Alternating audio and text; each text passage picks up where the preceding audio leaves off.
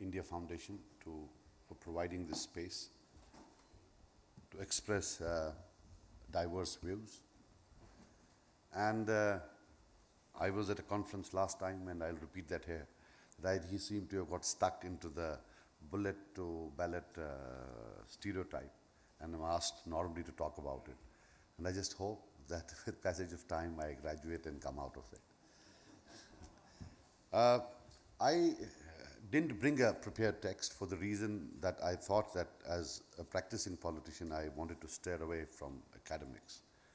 And I'll try to bring out my example in the most humble form, the humblest form, which might not amuse you initially or might not be a part of the plot, but I believe it was the tipping point in my life. And for me, it had a much greater message than the story that you might, which I will just narrate. It's about me, and it's not theory, it's practice, it's what happened to me. And it's about the role of three individuals, out of which two out of which became the tipping point in my life, that this is my country and I have to live here, while as the third one delayed it. But before I come to that, I'll tell you that when it's someone like me, like an individual who decides, or in a multi-party setup of the separatist spectrum, of the bullet spectrum, when somebody wants to move on and go to the ballot, there are a lot of problems, a lot of impediments. I would say ideological. First of all, you convince yourself whether this is the right path. Then the perceptional.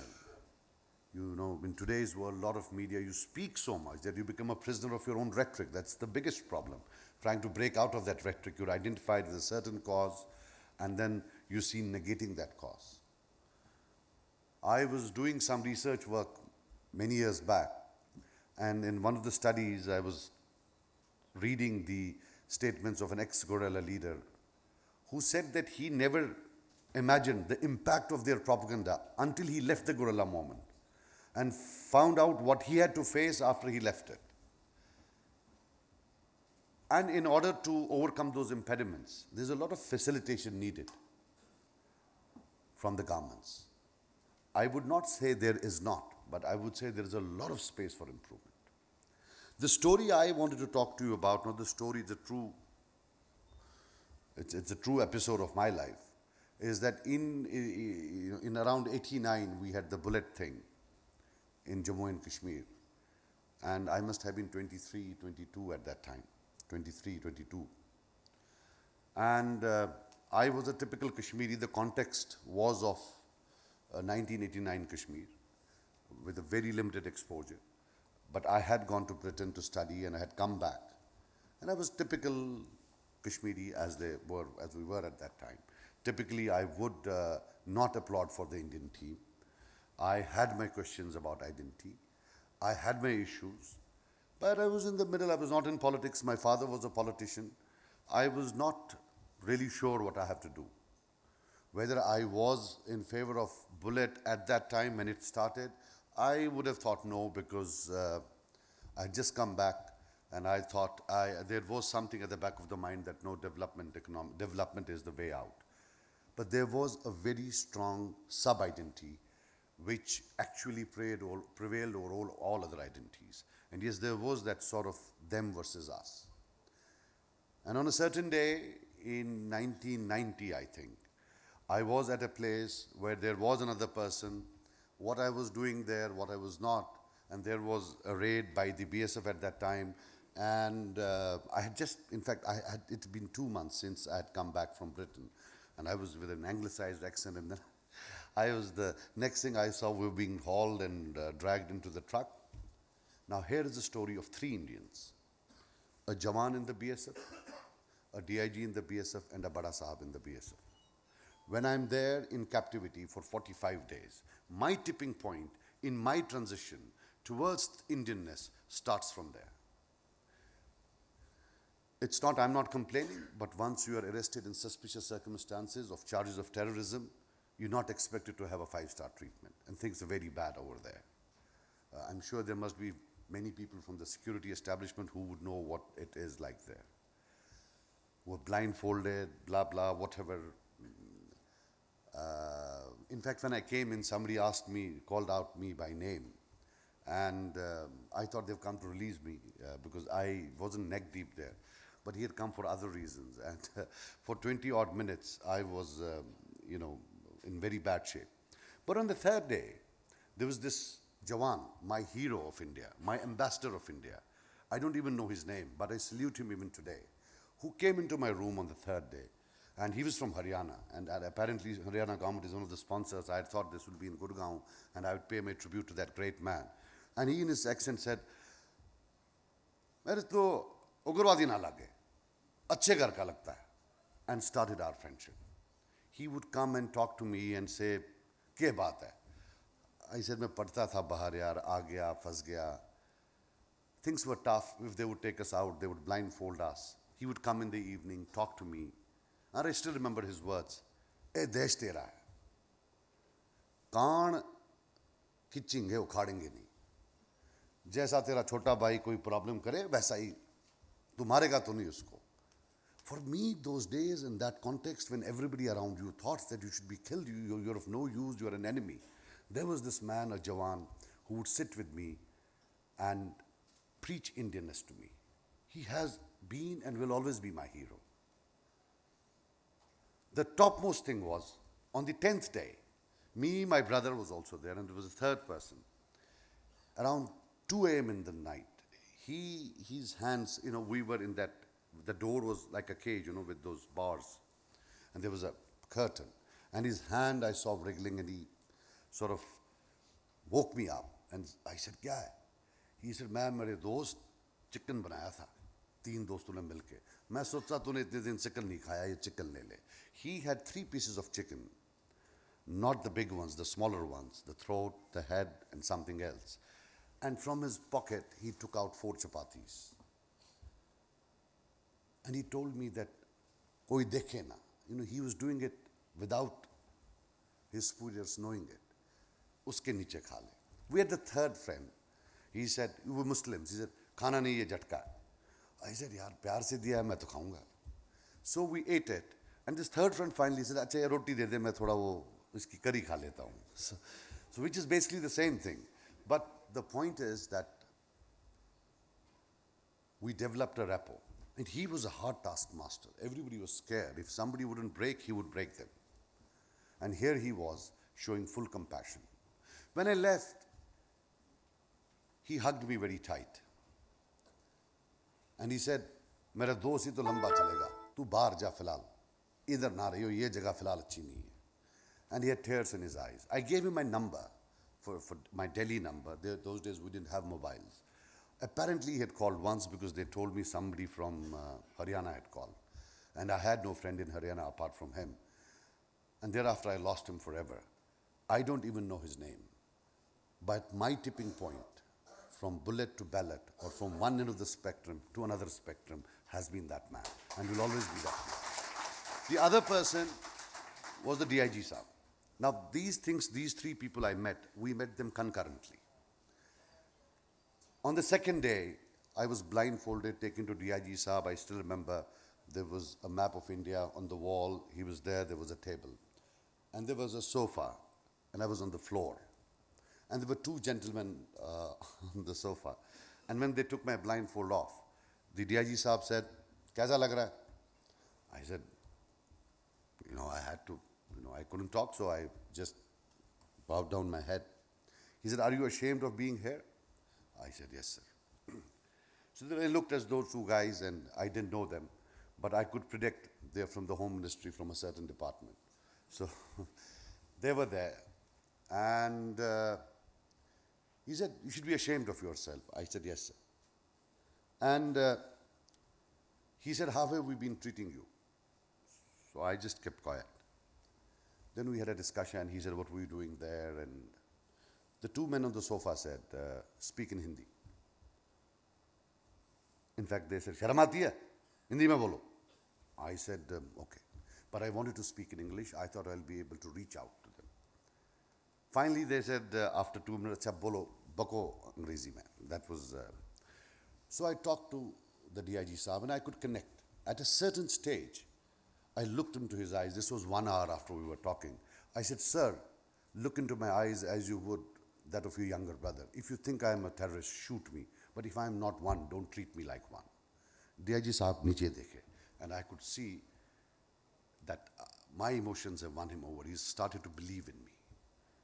We talked for 2 or 3 hours. Then DIG Saab bole, even I don't know his name either, to be very honest. He was a Sikh gentleman, a wonderful person. And he said, "Sajjad, have we not treated you well?" तो मैंने sir नीचे रखा. He said, "बिला खौफ बोलो." He said, "sir आप कुर्सी पर बैठे हैं, टेबल पर मैं नीचे बैठा हूँ, this says a lot. तो आप क्यों मेरे से कहलवा रहे हैं?" He said, "चाय दे दो इसको." So I had a cup of tea. And when I was leaving, he said, "I give you a word, we'll treat you well. But ask yourself, had you been across the border, how they would have treated you." He said, "Did anybody hit you?" I said, "Yes, sir." He said, "Did anybody abuse you?" I said, "Yes, sir." He said, "Then wait." He called everybody. And in his language told them that if anybody touches him, you're going to have it. When I was going, he said, "Nobody will touch you, I'm telling you." And that was the day. After that, nobody would dare come near me. That was another Indian hero for me, who said that you're educated, I'll respect you. I don't know whether you are a terrorist or not, but you're a future Indian. And I will invest in you through respect.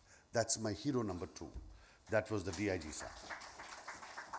Such was his love that on the 45th day, when all the interrogations had ended, we were shifted to what was called Papa 2, which is the current Honorable my Chief Minister's residence. We were in a store, and we were now happy, things have gone, interrogation is over. In the morning, somebody called, बोला साहब फलां वो department वाले आए हैं, कुछ सजाद लोग उनको ढूंढ रहे हैं. And I said, "Oh God, the interrogation has started again." So they took me. They were very respectful. I had that blindfold. They said, "भाईजान कोई प्रॉब्लम नहीं, 12 आदमी पकड़े गए, वो प्रॉब्लम आ रही है. We want to release you. But we want to release you, but there is a problem. The statements are not, tallying. You, for example, you say 4 o'clock that day you were upstairs. 6 are saying you're downstairs.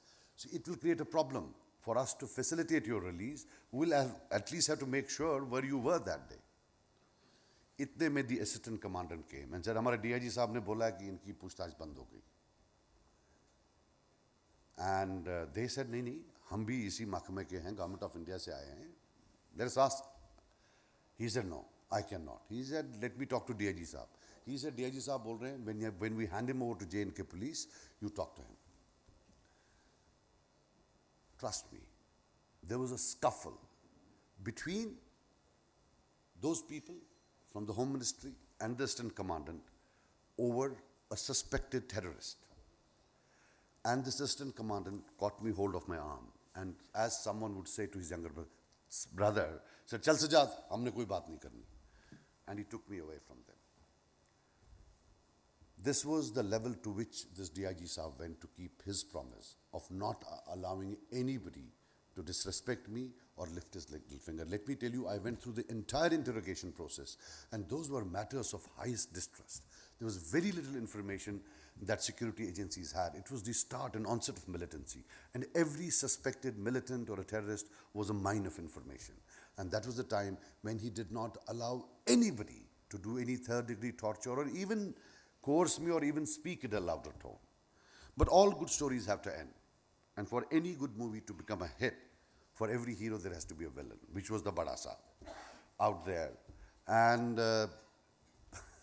I would not say that he undid the tipping point, but that was also a part of India. For me at that time, they didn't. For us, when you are in a jail, everything, everybody, even the sweeper who comes to sweep is India, and you tell him, "Mera kya hoga? Kuch suna mera." Because it's a very, you believe it's the end of your life. But Asa was not good. He would, at the drop of a hat, say, "Galti ki yaar, tere ko aise laya dhoki diya hota." That was, that was not good. You didn't like that. All I can say is, Why bullet? Why ballot? I don't know. I have moved from bullet to ballot and the most trying circumstances. Because as I told you, you're identified with something. And you become a villain. You don't become a transitional hero, you become a transitional villain. And you need facilitators. The response to bullet is a sum of many parts. You cannot make it one part, and which is operational measures. They're important. You cannot undermine them. You cannot deny that operational offensive against the bullet is important. But as I said, it's a sum of many parts. This is what I feel.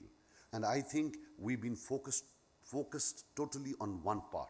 The other part of my hero, my Jawan, or my DIG Saab is totally missing, or there's a lot of space for improvement.